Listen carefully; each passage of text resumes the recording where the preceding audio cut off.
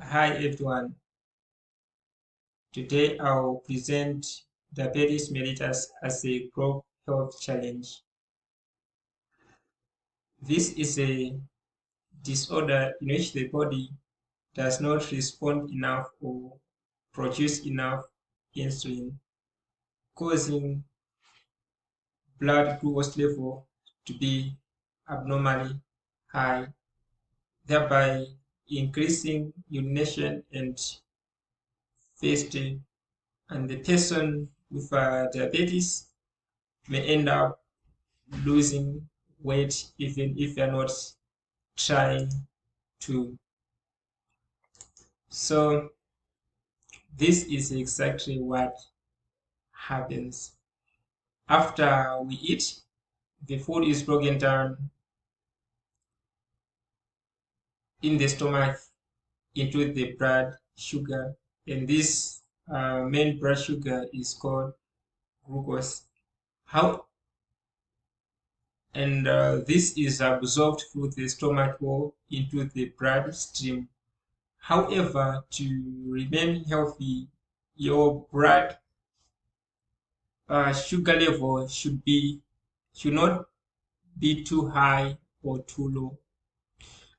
And this insulin is a hormone that is secreted from the pancreas, and its job is to monitor blood sugar level.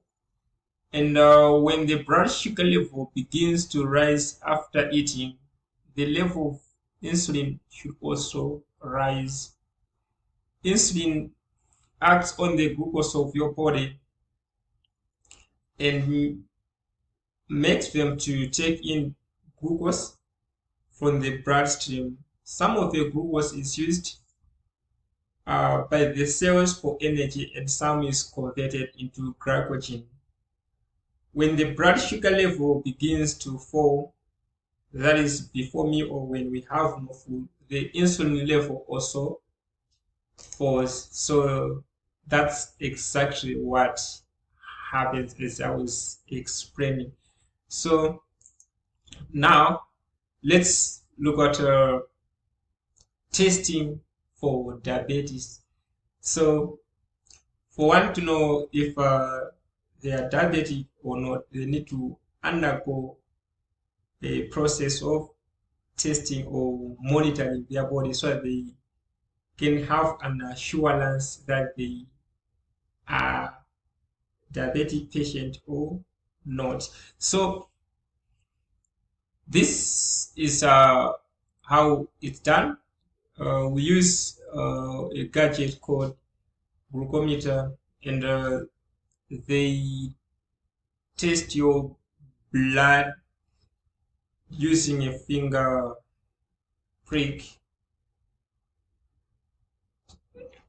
and once it's done, then a person may know if they have the disease or not. So now I will also show the results. So these are the results that comes out when the person is normal.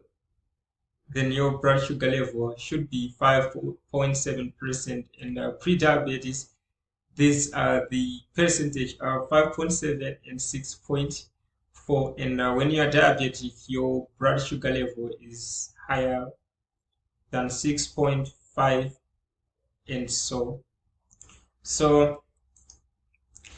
there are also some complications which are associated with diabetes. The first one being kidney complication, nerve complication, eye complication, and lastly, cardiovascular complication.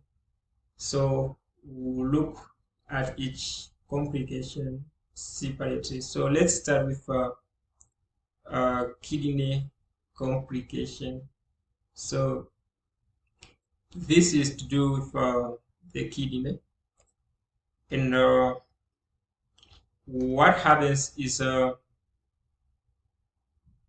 the bloodstream.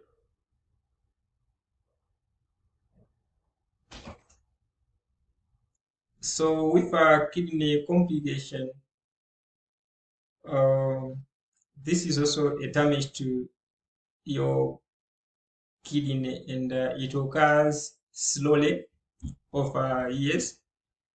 And high blood glucose level is the one that damages the blood vessels in the kidney, and many people with diabetes develop high blood pressure, and this blood pressure damages the kidney. And about 1 out of 3 adults with diabetes has a kidney damage, and this causes the kidney not to function properly, and as a result, it fails to remove waste products from the blood, as well as excess fluids from your body.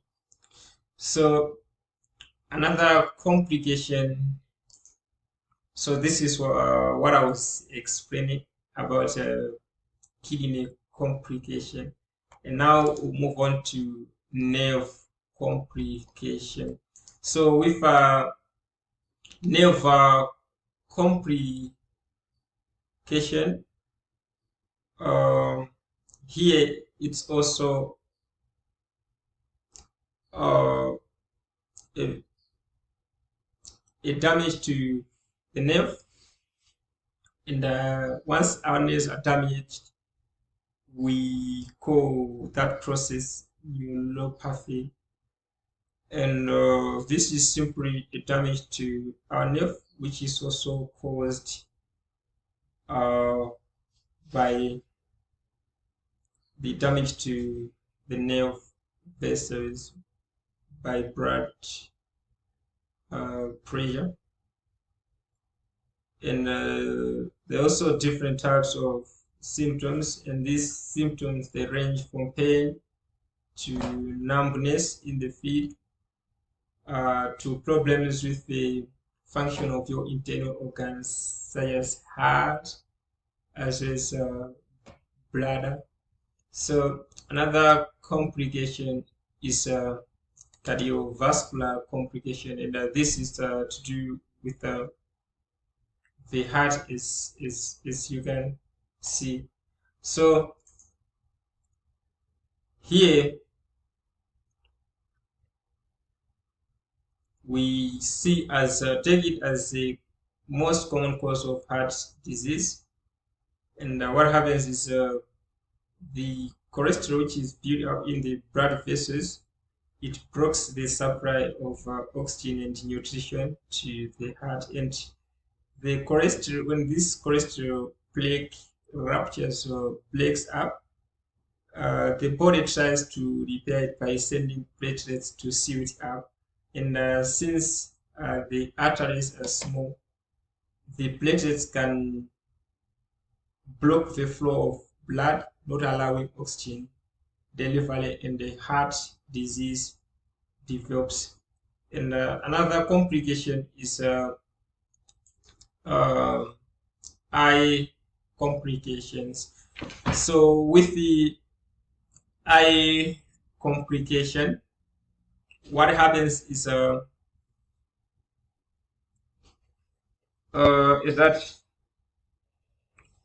uh, it's caused by damage to the blood vessels of the light sensitive tissue at the back of your eye or retina.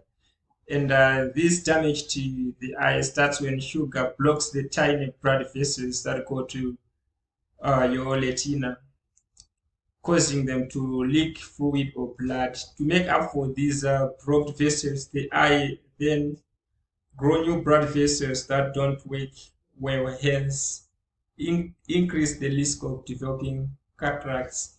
And lastly, let's look at treatment. So this is also how we can treat diabetes, by using medication, monitoring our blood sugar, taking pills, and injection.